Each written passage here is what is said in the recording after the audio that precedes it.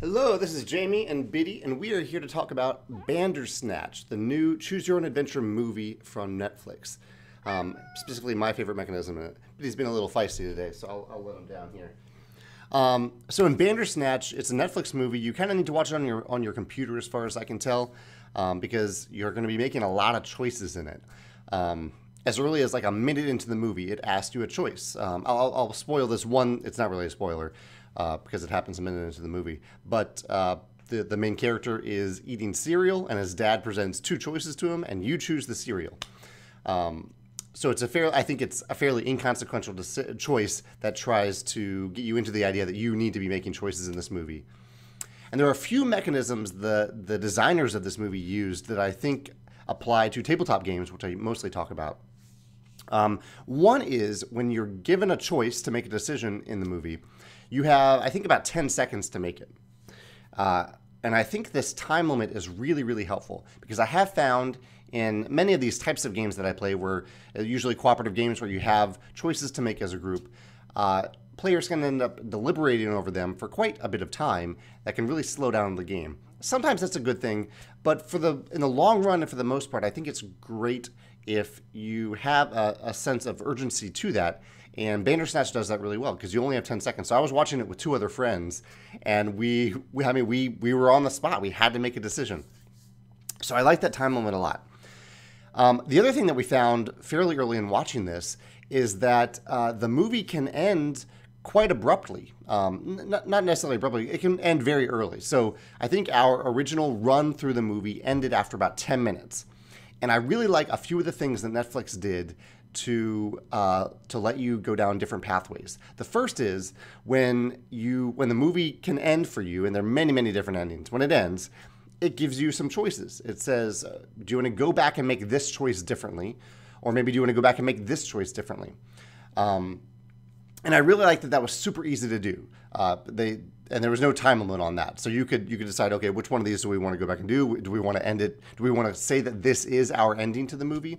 But in particular, I like the ease to go back to a specific point in time in the movie, so that we didn't have to replay it. As I've talked about, maybe the 1 weak spot in time stories is one of my favorite games, is that sometimes you need to completely redo a run when really you just want to go back in time and go back to a specific decision. So I like that Netflix allows you to do that.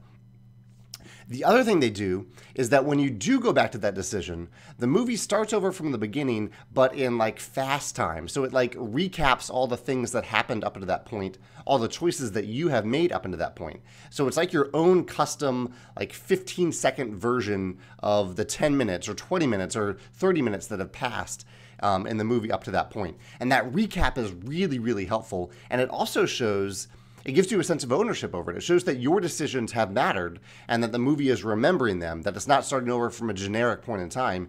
It's starting over based on all of your decisions up to that point in time, in terms of the point that you go back to, the decision that you decide to change. I really like all these aspects of the movie. I like that you have agency over the decisions, you have a short amount of time to make them, and when the movie ends, you have an easy way to go back and make a different decision in a new way and see where that path takes you. I think all of that is really, really great.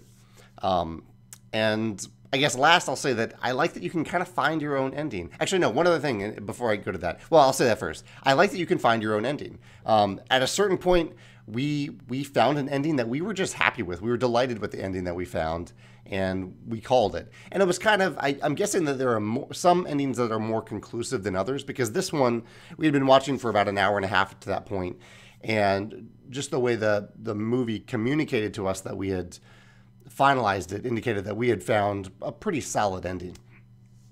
The other thing I wanted to mention is that I like that the movie gives you some goals to achieve. I don't want to spoil anything at all here, but it tells, like, based on some of the endings, they're clearly like not satisfying endings, and so you almost want to go back and find, like, it presents this as a goal. It says, okay, this thing didn't happen as well as it could have. Do you want to go back and find a better way to do it? And it's not as overt as that, but it's pretty clear in the way it presents these endings that you could have done better, and that there is a better ending out there that you can seek, or a more satisfying ending, or a funnier ending. There are all these. It does a really good job of communicating that. I don't want to spoil it, so I don't want to go too deep into that. Anyway, those are my thoughts on my favorite mechanisms in Bandersnatch. I'd love to hear your thoughts to see if you have any ways to apply these to tabletop games, or if you have a favorite mechanism that you found while playing through Bandersnatch that you want to mention in the comments as well. Thanks.